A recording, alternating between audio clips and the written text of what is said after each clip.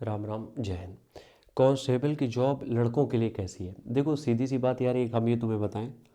जब तुम गांव से नौकरी की तैयारी करने आते हो, अधिकतर तुम्हें मिलेंगे इसमें गांव के लड़के जो होते हैं वही आते तैयारी करने लगभग कांस्टेबल की, क्योंकि हम गांव के लड़कों को एक्सपोजर नहीं मिलता है। हम अपनी बात करें क्योंकि हम भी गांव से आते हैं।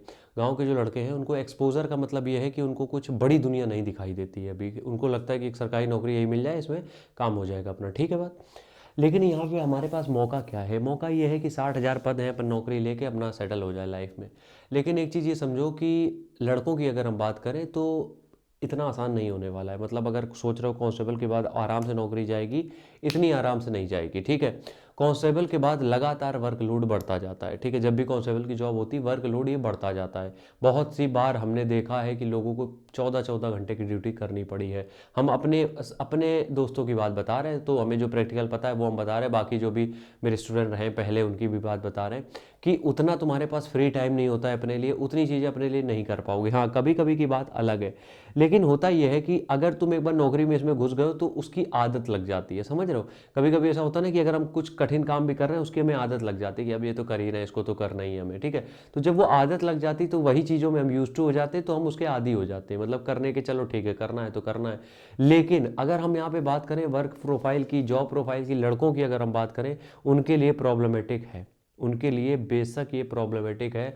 और प्रॉब्लमेटिक होने के पीछे रीज़न सिर्फ इतना सा है कि ये जो जॉब है ये एक तरीके की वैरायटी वाली जॉब है, ठीक है। इसमें थाने में तो आप रहते ही हो, लेकिन थाने में रह के वो बहुत सारे काम हो जाते हैं, आपके पास बहुत सारे काम हो जाते हैं। नंबर्स ऑफ वर्क हैं जो कि हम डिटेल में डिस्कस कर सकते हैं, लेकिन उसका कोई पॉइंट बनता नहीं है, ठीक है। क्योंकि उससे कोई लेना देना है नहीं, क्योंकि तुम्हें नहीं पता है तुम कहाँ भेजे जाओगे या फिर क्या काम मिलेगा तुम्हें। तो इसलिए लड़कों के साथ, क्योंकि कई बार देखो क्या होता है, कई बार कई जगह होता है कि लड़कियों को नहीं भेजा जाता है। अब तो हर जगह खैर भेजने लगे हैं, लेकिन बहुत सी बार होता है कहीं दंगा हो रहा है, कुछ चीज़ें ज़्यादा एक्सट्रीम हो रही है, वहाँ पे लड़कियों को नहीं भेजा जाता है, ठीक है।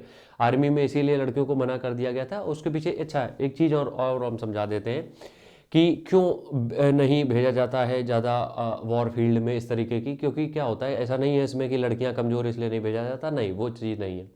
देखो, जब बॉर्डर पे होते हैं, अभी हम अपने यहाँ की बात नहीं कर रहे आर्मीज़ की, अगर हम आर्मी जो लगी है वहाँ पे बीएसएफ सीआरपी उनकी बात करें, अब तो सब लड़कियाँ सब जा रही हैं आराम से। बॉर्डर की बात करें, जो पेट्रोलिंग है वो सब चीज़ों में पहले क्यों नहीं भेजे जाते थे, या फिर जो डायरेक्ट वॉर होता था उसमें क्यों नहीं? क्योंकि क्या होता है, तुमने बहुत बार देखा होगा यार, जो भी अपने आर्मी के पर्सनल होते हैं उनको कई बार जब वो सीमा पार कर जाते हैं, ठीक है, मतलब बॉर्डर जो है उसको अगर धोखे से क्रॉस कर गए या क्रॉस फायरिंग में कहीं चोट लग गई उनके, वहीं पकड़े गए, तो वो बहुत बुरा हाल करते हैं। कभी गर्दन काट के सर रख लेते हैं, बॉडी भेज देंगे, मतलब टुकड़े कर देंगे, और बहुत बुरी तरीके से ट्रीट करते हैं पाकिस्तान वाले खासकर, ठीक है।